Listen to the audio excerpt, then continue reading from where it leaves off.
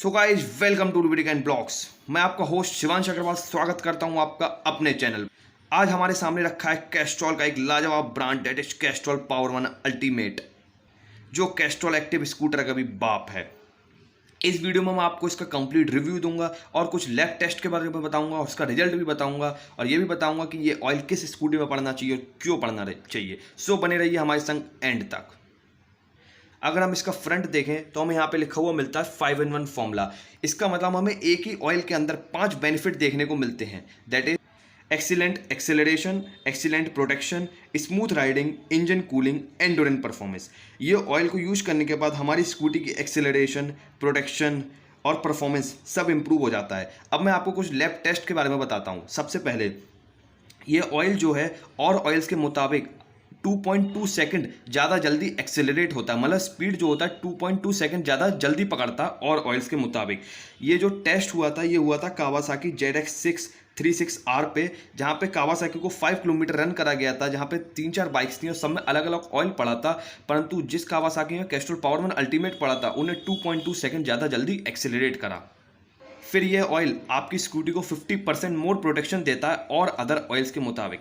इस टेस्ट का सोर्स है 6A टेस्ट। और हम एक और टेस्ट की बात करें तो अभी रिसेंट टेस्ट में कावासाकी को 12,000 किलोमीटर तक राइड किया गया एक हॉट टेम्परेचर के अंदर, तब भी इसका इंजन कूल रहा। तो ये दिखाता है कि ये आपकी इंजन को कूल रखता है ये ऑयल और ऑयल्स के मुताबिक। फिर ये ऑयल जो है 95% पावर मेंटेन करके रखता है आपकी इंजन की, अगर आप 48,000 किलोमीटर भी चला लो तब भी।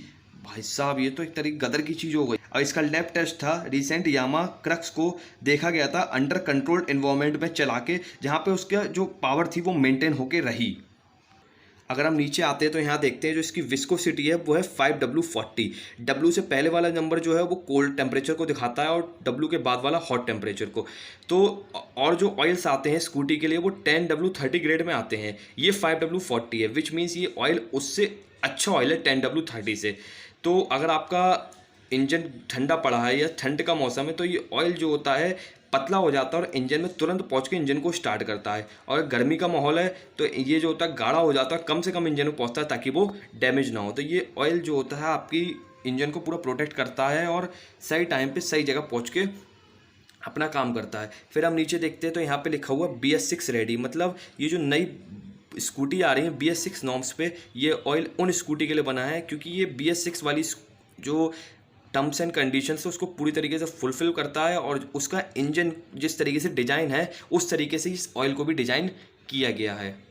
जो हमारे और ऑयल्स आते हैं that is Castrol Activ scooter हो गया या फिर बिडॉल का हो गया, बेलवेक्स का हो गया, होंडा का हो गया, वो सब जो होते हैं हमारे सेमी सिंथेटिक टेक्नोलॉजी में आते हैं। परंतु ये जो ऑयल है ये फुल्ली सिंथेटिक टेक्नोलॉजी में आता है, विच मीन्स ये पेट्रोलियम प्रोडक्ट और सेमी सिंथेटिक दोनों का कॉम्बिनेशन है और बेस्ट रिजल्ट प्रोवाइड करता है।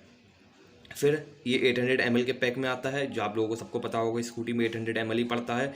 यहाँ पे हम देखते हैं तो एक और चीज़ हमें देखने को मिलती है, that is mechanic offer under the cap. अगर हम ऊपर आते हैं थोड़ा सा तो यहाँ देखते हैं ये जो ढक्कन होता है यहाँ पे कूपन निकलता है जो लगभग 30 रुपये का होता है और वो मिस्त्री का होता है। अगर आप उसको रिडीम करना चाहते हैं तो आप रिटेलर के पास जा सकते हैं और रिडीम करा सकते हैं। इसका एक सॉफ्टवेयर होता है रिडीम करने का, अगर आपको उसके बारे में जानकारी चाहिए तो मैं उसका लिंक दे दूँगा डिस्क्रिप्शन में, वहाँ जाके सीख सकते हैं कि कूपन किस तरीके से स्कैन होते हैं।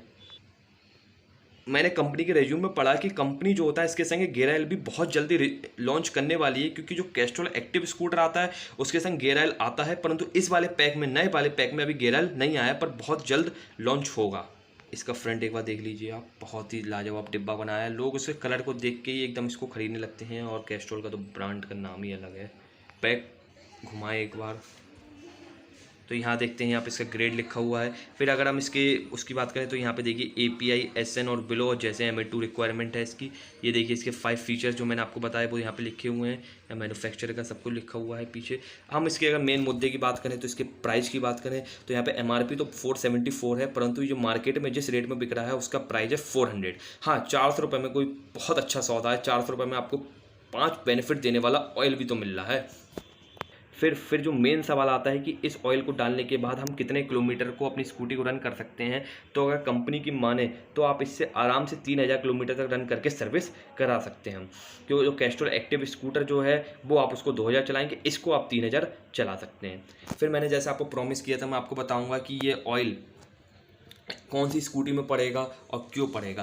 तो गाइज अगर आप पे BS6 की न्यू स्कूटी है तो आप आंख बंद करके कैस्ट्रॉल पावर 1 अल्टीमेट को डाल दीजिए, क्योंकि उसके लिए ही बना है। परंतु अगर आप पे ओल्ड स्कूटी है, ओल्ड जमाने की स्कूटी है, तो आप इसको मत डालिए। मैं आपको सलाह दूंगा आप इसको मत डालिए। आप कैस्ट्रॉल एक्टिव स्कूटर को डालिए, बेलवेक्स को डालिए, बिडॉल को डालिए, होंडा को डालिए, बहुत तरीके के स्कूटर आप उसको डालिए, क्योंकि ये BS6 बाइक्स के लिए रेडी है।